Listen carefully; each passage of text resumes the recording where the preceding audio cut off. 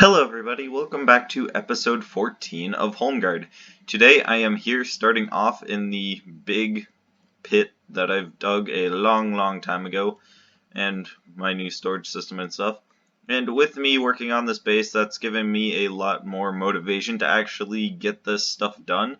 So what I think, first off, well, I guess I should say my plans for this area. So I'm not really sure if I've said this or not, but this entire area down here that I want my base for, I want to try to turn this into like a terracotta mine type area thing.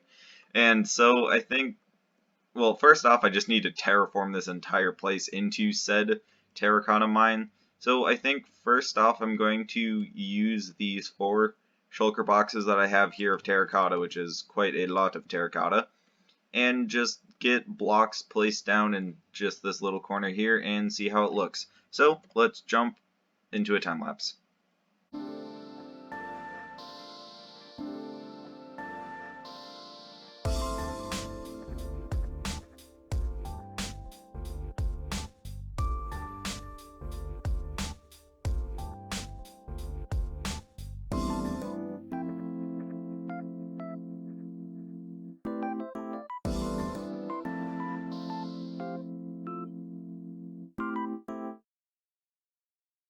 This honestly went much faster than I expected for building this, and I think that's a very good thing because of just how much I still have to do. But even just after this little bit that I've done, I think it turned out pretty good. The only kind of sloppy bit is this part right here. You can just see the line that I built. I might clean that up a little bit later, like maybe especially up there.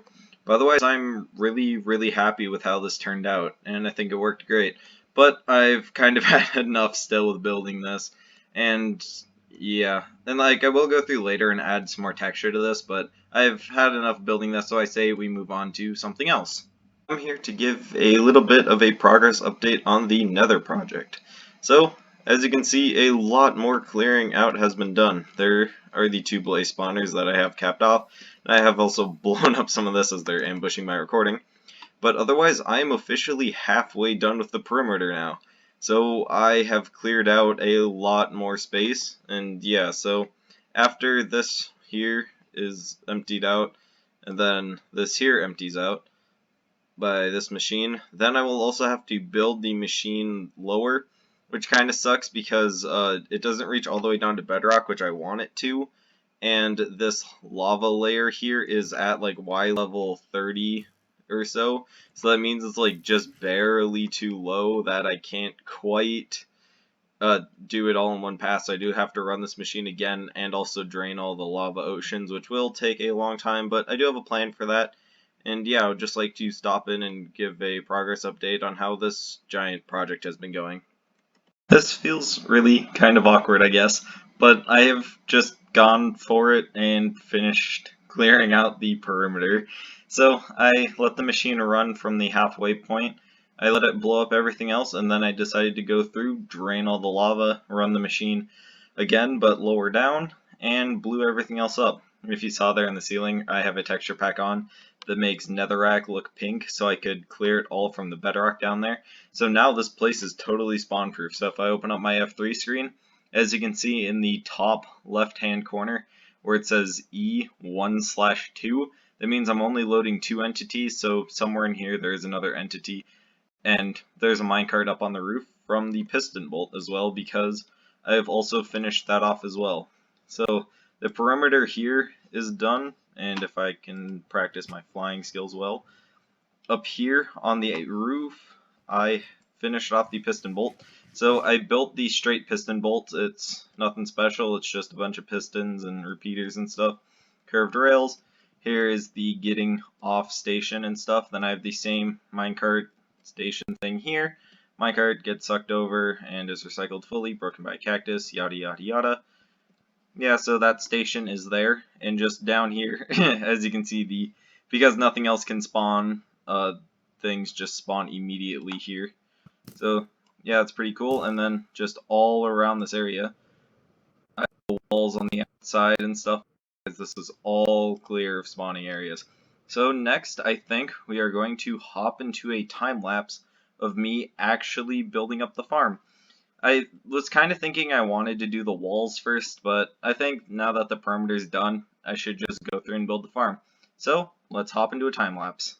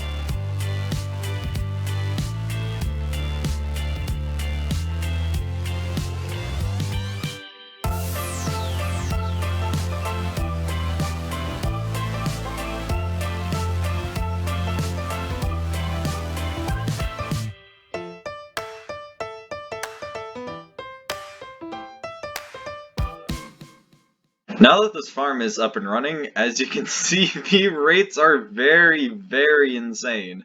There are more people online right now, and I'm currently the only one in the Nether, so I think there's a higher mob cap and stuff. Not exactly sure on how all that stuff works, but yeah. I'm getting a lot of other skeletons, and as you can see in my hotbar, just by like the little bit that I pick up on accident, I already have 4 skulls, and I've been doing this for a while as well. I've been getting a lot more skulls than that, and then also here's the storage of the stuff. I think it's almost full, yeah. I have a lot of stuff, and then that's not even including the chest back here. So yeah, that was really fast, and yeah, there's more skulls and stuff in here.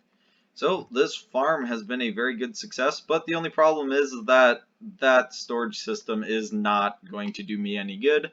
So I think the next step is going to be upgrading this storage. I know that I said earlier in this episode that that I felt tired for building the base terraform thing again. So, but that was quite a while ago that I recorded that, and I'm kind of feeling up to it again. So I guess let's jump into another time lapse of me building more of the base.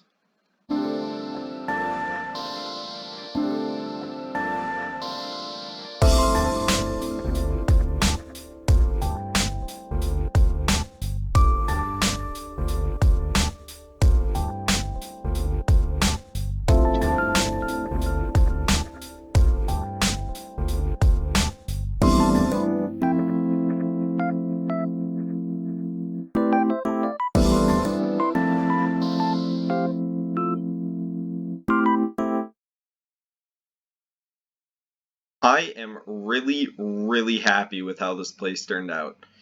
And like it has been a lot of work, but I've had some time on my hands kind of recently to be able to put this together and actually build it up.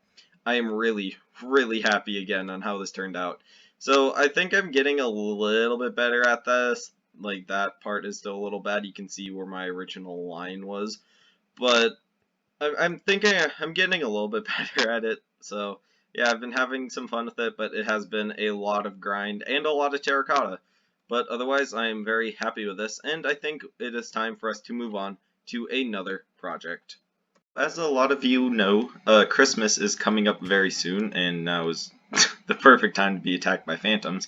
But over here in the shopping area is just over there. The Wooden Gear has set up a little bit of a Christmas Island thing. He's currently working on the star of the tree, which looks pretty cool. And he's also set up a sleigh. This is definitely not the time to be attacked by phantoms. But he has set up this cool little sleigh thing here, and there's a book here that I guess we should read. So, welcome. Here is the Secret Santa Sleigh. Here you will rename a piece of paper and put it in the dispenser. Once everyone has done so, come back and push the button on December 15th. Yada yada yada, December 24th to prepare it, put inside, creative with how you present it. Yep, just rename it and put it in the dispenser. Have a Merry Christmas. I have gone and renamed a piece of paper to my name, and it just looks like I'm the first one here besides the Wooden Gear who's done this.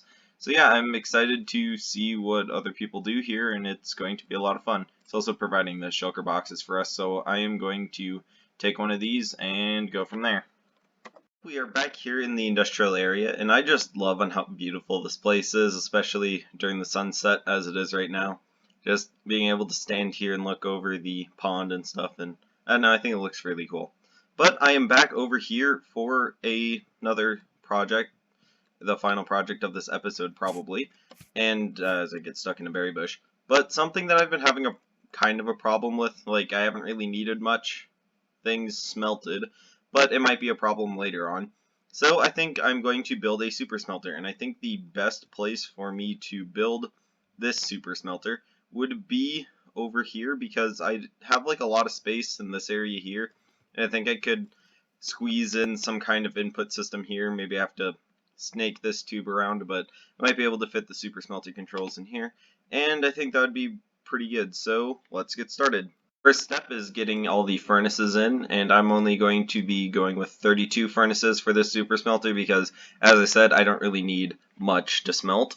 All of the hoppers and ice paths for the fuel are now in place. This is a inspired design from Mumbo Jumbo in one of his more recent videos, but instead of using bamboo for fuel, I'll be using coal because I have shulker boxes upon shulker boxes of coal from the Wither Skeleton farm. Now all I need to do are the water streams. I have gone and done a little bit more than just the water streams. I decided to also hook in the minecart loading system that actually distributes the items as well, which actually completes the furnace system. So first off, here is the hopper minecart, which is sitting on top of a curved detector rail. And that detector rail is what allows us to take a comparator output from the hopper minecart, and when it reaches a certain signal strength, which is what this redstone is for, we'll then open up this fence gate, letting the minecart roll down across these powered rails, and then due to some funky water stream stuff here, I had to make this drop down a block, but the minecart does still go around it, or does still go over it fine. Then it runs over all of these hoppers, putting one item in each hopper, and then it'll come back here, fill up with some more items. When it's ready again, it'll shoot it off to go. There's probably some fuel efficiencies here, so like it'll probably finish smelting before the next item comes through, but I have way too much coal for that to even be a problem. And yeah, so that's just a closed circuit there, then those redstone blocks are just to power the rails. And next is for this kind of weird looking fuel system. So, oh, I actually forgot to put hoppers into the back of these. But I can put fuel into this chest, which is going to be coal. And then the coal comes through the hoppers into this dropper, which will either be constantly powered from this clock right here. I just have the one redstone dust missing, so it's not causing lag. And that is being run off by a redstone torch down there that this comparator is reading from this hopper, and that redstone block is doing some math things. So when this hopper is completely full of 5 stacks of items, this will turn on, turning this clock off, which will then stop shooting coal out. And then here is just an overflow area of 3 double chests. That's more than enough than like the couple items that get shot out when the system turns off, but it works. And then all that happens is that items get shot along, aligned against 3 sea pickles, so it's able to ride the ice and the hoppers at the same time. Goes down, and then again on this side 3 pickles, and then over to the storage system. So yeah, hopefully this works, and I will get some items to have this thing do its first test run. Now it's time for the first test. I've loaded in a bunch of coal and that's still drizzling through the system, but I've manually gone through and in each furnace I've put a stack of coal, so everything should work the first time, hopefully. And yeah, so I've also forgot the bottom system, so I put that in quick. Just a line of hoppers into a chest that I have underneath these 2 chests. I haven't really shown the inside of this place yet, but it's nothing really special, just 3 chests poking through the wall. But I'm going to throw in 2 stacks of sand and see if this thing works. So first off is to see if this minecart even launches, which it does. And it looks like all the furnaces have lit, hopefully. Yep. It's one piece of sand in each one of these. And now there should be two. Definitely in this first one. Oh, it probably smelted already. And then in this furnace here, also has it. Yeah, so there is nothing in there. And, oh, that's stack of sand. Oh, yeah, because I only have 32 furnaces. It only goes at, like, Oh, well, I can live with, honestly, having a stack in there at a time. Maybe. Or should I, like... I might be able to, like, add a repeater in here somewhere, because I think it, yeah, for a stack of items, it's 3. So if I, like, put in... I'll do some redstone here and see if it'll work. Now with some very weird wiring going on now. So I'm now using a signal strength of 3. So when this reaches the third signal strength, which I think is a stack and 16 items, if I remember properly, or like somewhere near there, once it reaches the third signal strength, it then powers the repeater, which then activates the fence gate right away. And yeah, so now there is nothing in as I send the empty minecart off, but yeah, so otherwise there's nothing in there now, and hopefully everything came through to the chest. I was like having to do some weird hopper like twisting and stuff to make sure that it didn't get powered by a redstone block, and yeah, 2 stacks of glass right there. So this has been a very successful project.